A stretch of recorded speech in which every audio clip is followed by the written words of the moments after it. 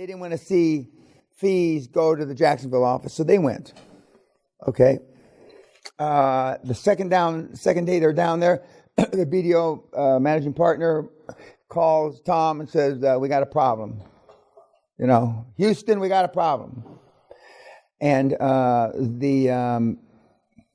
and one of your brother-in-law said this and that, and anyway, they try to back out, or add back, not back out, add back expenses that they were living on to the purchase price, and essentially they changed the deal. They changed the deal, and now I got involved, and I said that you just got to back away. And so he incurred $53,000 in BDO costs and $18,000 in ropes and gray. So he's got costs of about $70,000. And so now he's on to the second deal, a deal in I forget where it is, a second deal. And in between 2 or 3 other deals that didn't materialize, but this second deal of 5 looks like it should go through, but we're not sending BDO from Washington D.C. for what it is in Kansas or someplace. We're using a Kansas office to look at the deal, and of course now BDO. Embarrassed isn't the right word. That's too strong a word, because these professional firms don't get embarrassed. All they do is get fees, But his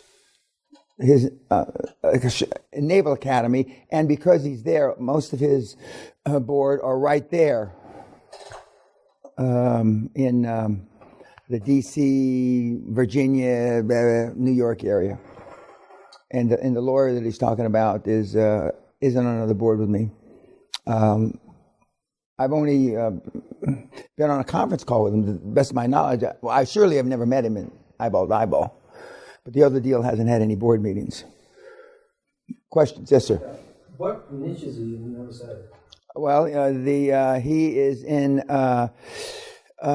between when you leave the hospital and they are hiring the physiotherapists and all the consultants from a Josh kind of company because they want to get him out of the hospital. He's in some special niche that not radiology, not immune, but another. Pardon? Rehab? Yes. And so he's doing rehab. And there's 29,000, I think he said. There is no shortage. And in Europe, some countries may have shortages, but Europe doesn't. And most of the deals in Europe, if it's in Netherlands headquartered, it starts in Netherlands and then goes to Belgium, or vice versa. Or if it's in Germany, then it goes to Poland and blah blah blah blah. Germany's got has got the biggest universe of deals for any one European country, except for Russia. And Russia is harder, not impossible. Russia is harder to do deals without corruption. All the former Eastern Bloc countries have some level of corruption, but my guys have done the deals, or at least they tell me they pay no bribes. So, and there's no bribes that I can tell on the numbers. But up until 2003, 5, something like that, European Union allowed to pay. It was legal to pay bribes. You can just write it off on your tax, your returns, your P&L. Yeah, but not anymore. Why is he not? Why is he traveling around the country instead of sticking right in the D.C. area? Partially because he wants a deal that has got some size to it, meat. Because you all want to do a $3, $4, $5, $6, $7 million. I don't blame you, but the guys that do $500,000, $750,000, then $1 million, $1.5 million, are the guys that find there's less speed bumps. All these speed bumps that I call speed bumps, you're going to think that are major heart attacks, but they're not. They're just fucking, speed bumps. And but I mean, even in the United States, bribery is alive and well. New Jersey, to name one I can think of. Nevada, 2, Louisiana, Alabama, Mississippi, Arkansas, Florida. Let me see. Georgia, I can name a few. Well, bribery. They don't call it that, though. They buy you a country club membership. You know, his brother-in-law or his father-in-law buys you, good old boy. Or his father-in-law is running for judge, and he needs a $10,000 donation. But it's not on the books. But it's like in the mafia movies, they owe him. And then one day they come knocking on your door, and he's to the mortuary, and you got to make my son look like he didn't get shot up. What else about Tom? SBA lenders. SBA lenders. And Josh said, I think when he was sitting right there, because that was the August seminar Josh attended, and he was commenting, and he was addressing the August seminar. Josh said that you can even get away around, not away with, but around the equity infusion request, not request, demand. Because the truth of the matter is, more or less, the SBA really guarantees the whole motherfucking loan. But the banks want some skin in the game. And South Africa's got same kind of shit. The European Union, International Monetary Fund, World Bank, all these ones I keep talking about for the European guys. Now, we've even got a guy trying to get money from the World Bank in the United States for a deal, because what he's rolling up easily, and I'm not going to give it away, but I mean, he's rolling up something that would easily be considered third world if it wasn't in Arkansas, which is kind of third world, but anyway. And but if you don't ask, you don't get.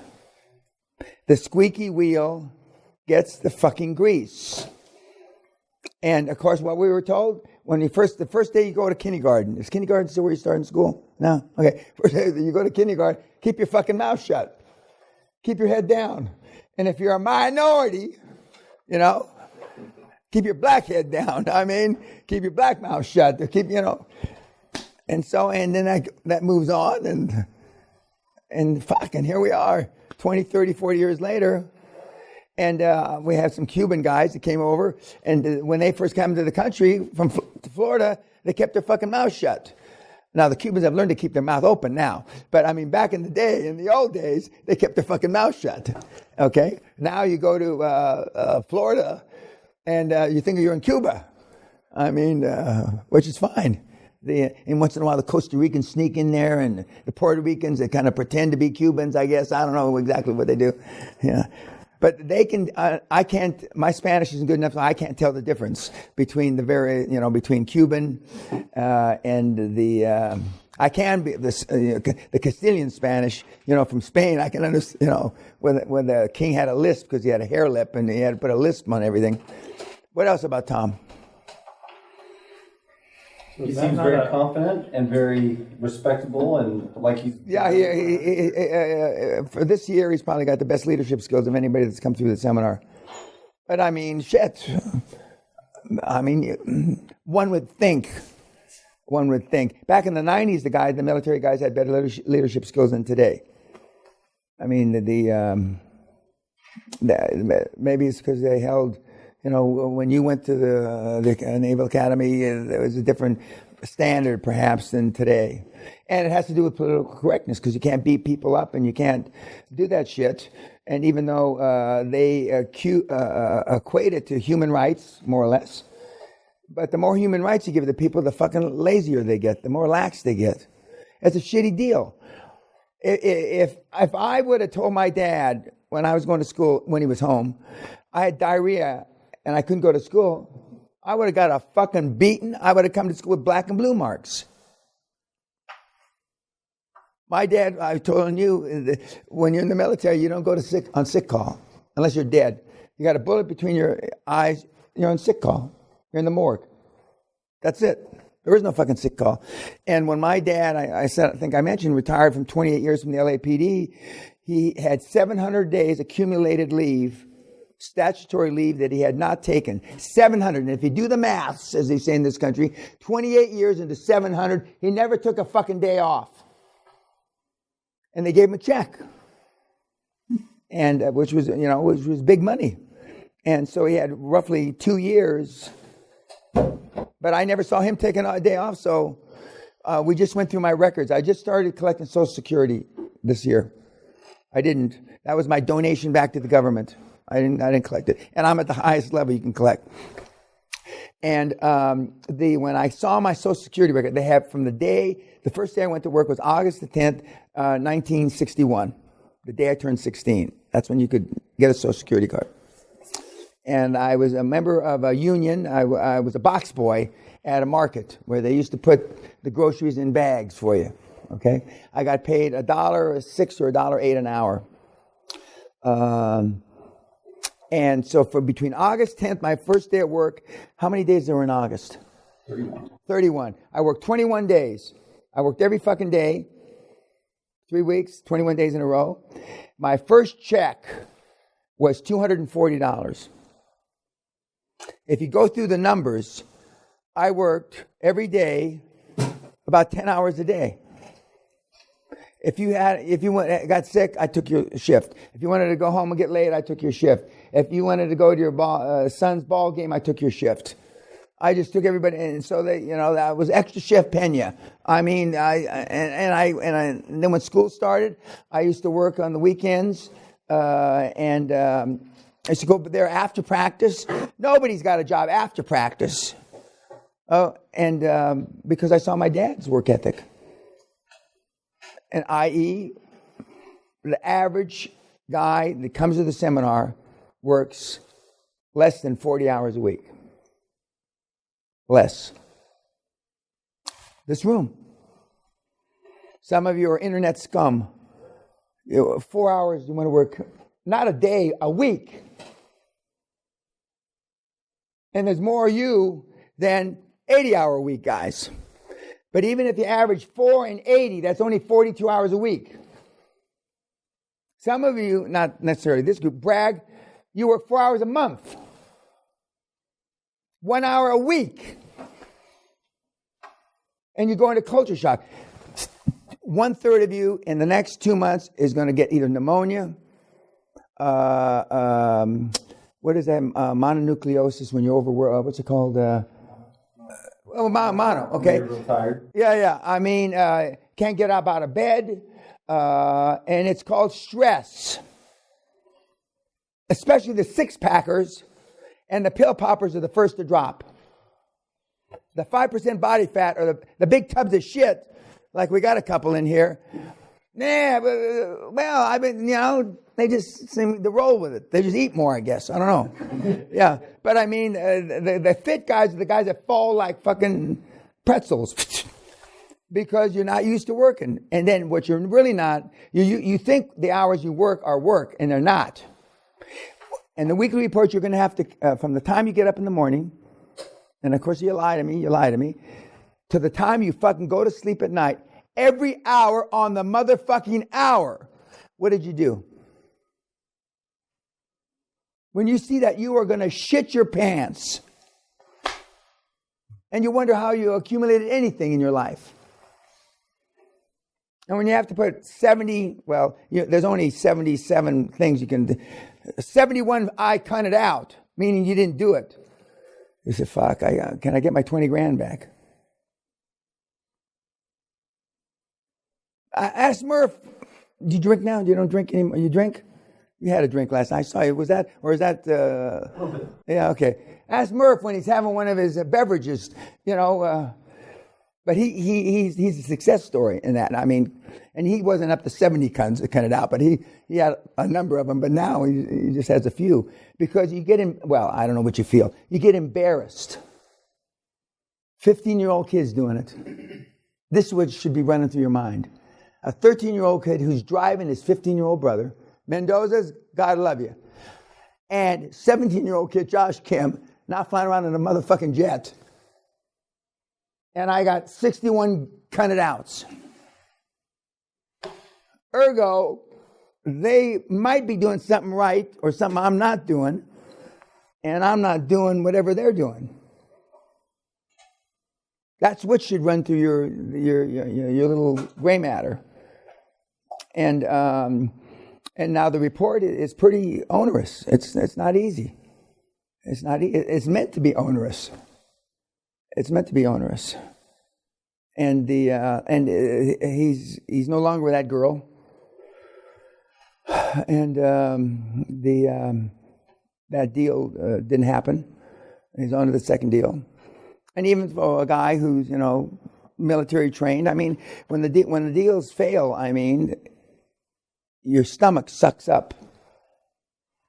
That's why we have the where's the fucking barf bag?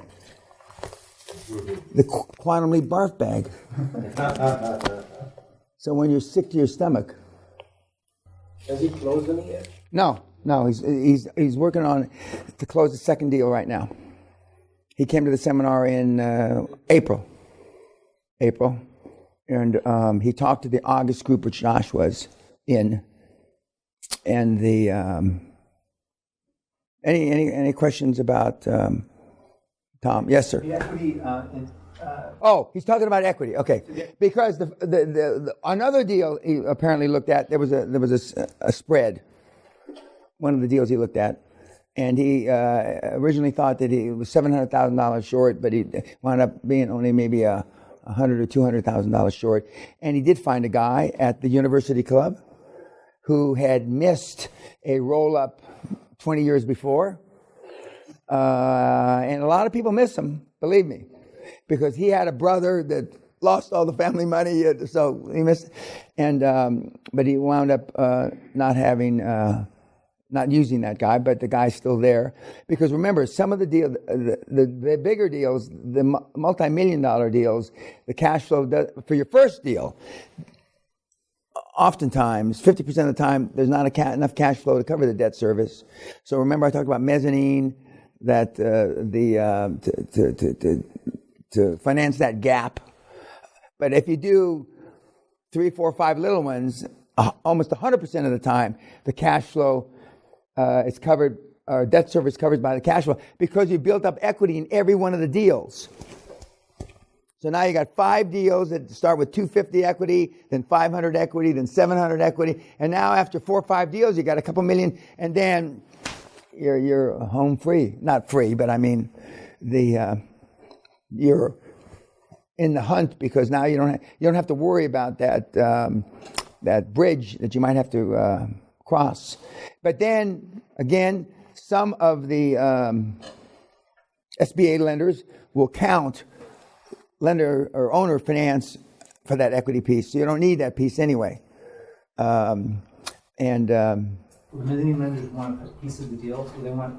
No. But the mezzanine guys will. The mezzanine guys, they don't call it a piece of the deal. They want warrants in the deal.